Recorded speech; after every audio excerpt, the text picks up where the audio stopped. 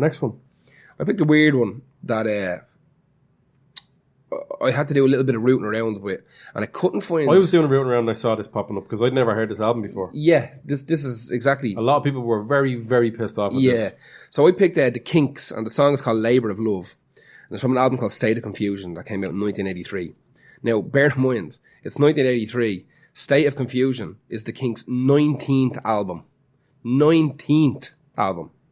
That's right. The lads are kicking around the mid-60s. It's 1964 until 1996 was the initial run. Now, they got back together again a while ago. They did. That's why I didn't put them on the They're Never Getting Back to the list. They were one of my ones to go on the Never Get Back to the list. And literally this year, or last year. The Kinks are interesting. The Kinks are kind of... It's two brothers, Ray and Dave Davies. Yeah. And they've had one drummer, Alvaran, I can't remember his fucking name. He's kind of been with them from the start, but he left a while ago as well. So it's the two brothers essentially at the core of this band. And they fucking hate each other. They really do. And you can tell it in the music because their songs can be so different and their albums and concepts and styles and just whatever they're attempting the next time can be so different than the last time. It's a weird one. Ray and Dave are the 7th and 8th children. Jesus. And all the other kids are girls. Right. So they obviously grew up just kicking lumps out of each other. And they just carried on. Yeah. You know, they set the trend for fucking siblings knocking shit out of each other. Long before Oasis. Long before Oasis. They're an interesting band. Like I said, they formed in 1986. Now, the Kinks quite possibly should have been as big as the Beatles. Yeah. However, they fucked themselves over on their first ever US tour. And they missed playing Woodstock, and they missed all the opportunities that came from touring the States, which is kind of where the Beatles got you. The Beatles were big to begin, but when they broke the States, it was all English bands and Woodstock, lots of them got huge off Woodstock. So they missed out on Woodstock. Now, apparently, the story goes that when they organised their first tour of the States, they got a couple of shows in, but it turns out their management had forgotten to pay. Well, they didn't know about like the fucking Teamsters or whatever the fuck it was, like the Music Union of America, and they hadn't paid. Right. They hadn't paid their fees. Their whatever. I'm sure it would be considered, it'd be close to be what like a work visa is now, or a musician's visa, or something like that. But they hadn't paid their dues, their fees to the musician. Hadn't paid their fees, and because of that, they were kicked out of America, and they were given a 10-year ban. And by the time they were back into the States, it was this mid-70s. Yeah, I mean, if you want to get that big, done. You have to go to America. Exactly, and it was too late for them then. Like, all their big hits were already out. They didn't want to regurgitate their older stuff. Didn't want to regurgitate all their old songs. They wanted to push their new stuff. So many styles of music. But they're just... The lads' writing is absolutely... like it's up there with that kind of Lennon and McCartney-esque. Like, them boys at their best. And didn't they invent distortion by accident? Apparently, that's the myth. Apparently, Dave Davies invented distortion by. I was reading the story. Was it Built in a Hole? No, apparently he was sick at the same time. When they started off, they were another just kind of Mersey generic pop band, covering Louie Louie, and every band covered Louie Louie. That song sparked a fucking 10,000 million fucking bands out of it. So apparently, what he done was he took an old amplifier he had and he ran a cable out of it. He used it as a preamp going into another little shitty practice amp he bought, and he took a razor blade and he cut the cone of the speaker. Now, not enough for it to be destroyed, but enough for it to fucking wobble and flap when he played through it. So essentially what he was doing, he was taking a more powerful guitar amp, using that as a preamp, and then running a cable out of that into this other amp. That was also boosting it as well. So it was like he had maybe smoothened it out a little bit. Well, he would have essentially had loads of gain going into an amplifier that probably didn't have gain on it to begin with. So he ended up with that fucking...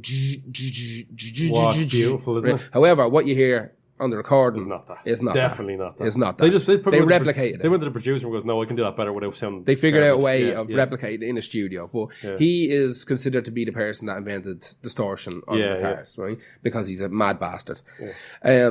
So they lost... The lads used to fucking kill each other. Yeah, I heard the story's murder. Kill each other. The drummer threw a fucking hi-hat stand at Dave one night and hit him so hard he was knocked out on stage. They had to pull him into a hospital. He had to get 16 stitches in his head. 16. 16 stitches. The drummer belted them. They were all killing each other, not just the brothers. Jesus. Now, apparently the band knocked it on the head was because Dave, in particular, is very difficult. Yeah. And the drummer, I should know his fucking name. It's bothering me now. I can't remember. The drummer fucking hated him. He couldn't work with him. Beats McKinks. Exactly, yeah. Johnny McDrumsticks. And he couldn't fucking take it anymore. He just couldn't do it. So, it's... This song... Listen to this song, right? So, here's what I'll tell everybody. Listen to this song and see how terrible it is. But then go and have a listen to, like, any other Kinks songs. Like, first of all, you know loads of them. Yeah. Whether you know it's the Kinks or not, you know loads of them, right? But this song, it's like this UB40-ish kind of fucking pop reggae shit synthesizer. Like, just throw away garbage. It's bad. It's fucking dire. It has no redeeming qualities whatsoever. What were they thinking, Gar? What the fuck were they thinking? What were they thinking? Stupid Kinks. Hey, that's the name of the podcast. But it's far from the quality that people expected from the Kinks. Yeah. Now, in terms of this album, I don't know about this album. I haven't listened to the whole thing all the way through. I can tell you that this is the worst song on that album. I couldn't tell you whether this is the worst song the Kinks ever produced, but it's up there. It's definitely up there. This is one of these songs that people talk about online as being like one of the worst songs from an amazing band. Yeah. So which is another sort of almost another title for this podcast. Yeah, in a way. Yeah, not really much. Though. Yeah, yeah.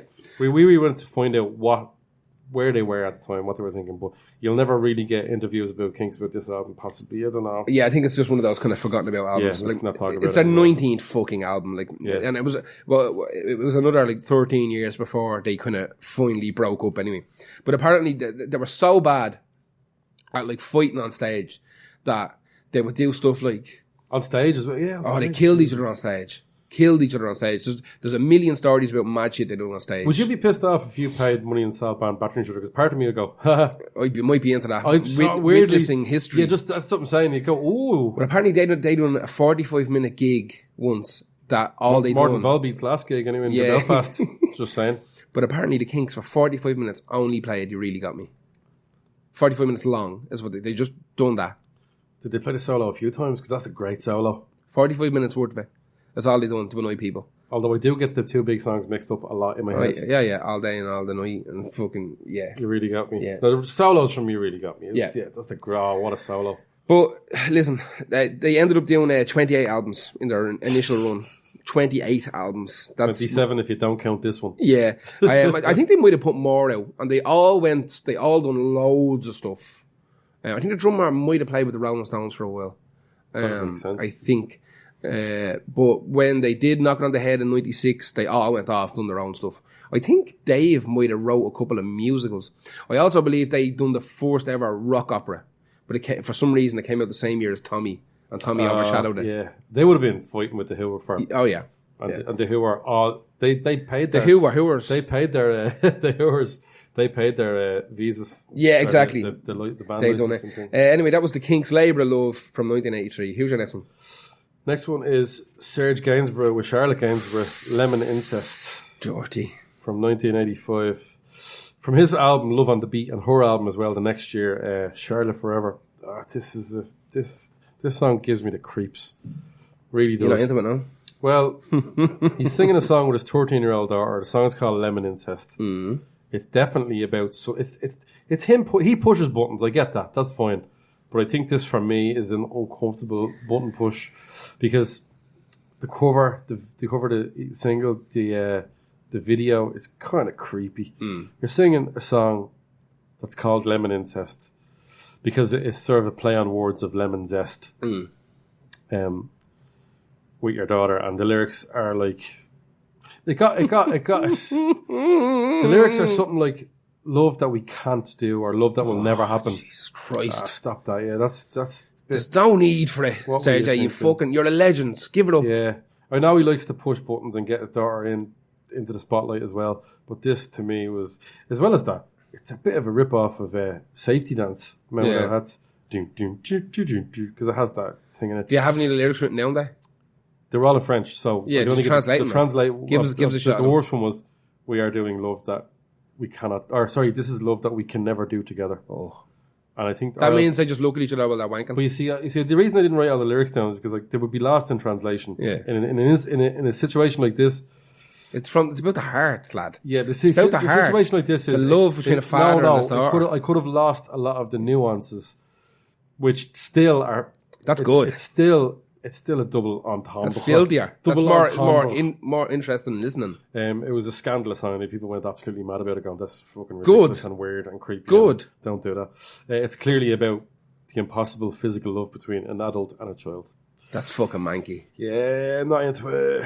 Like, I like loads of mad shit, but I don't like that. Yeah, like, I like pushing boundaries with mad shit, but when it's his own, he's just sang it without That's your her. baby. She used to live in your balls. Yeah, like in the balls. Literally in the balls. Stop trying to get her to get back in there. Like, fucking leave her alone. Like, or stop trying to get them in. Yeah, whatever way sex works. You stick your balls in, don't you? Always, of course. Yeah, of course. But not obviously. Not in this case. No, you're not allowed to do that. That's your daughter.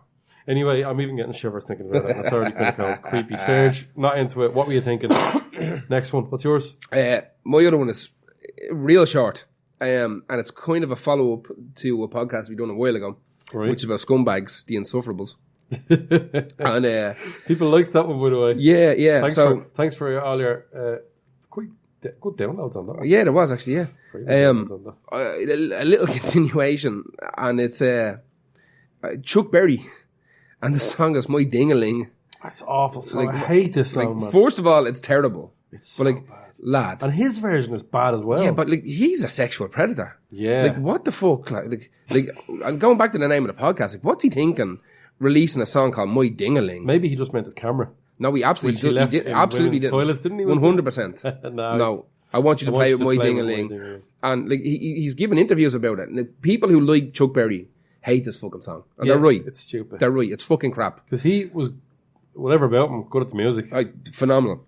Do you know what's weird about this song? The name of it and the title, everything. The essence of it. Pretty much everything. Want to hear a can opening? There's a can opening. Oh, delicious can.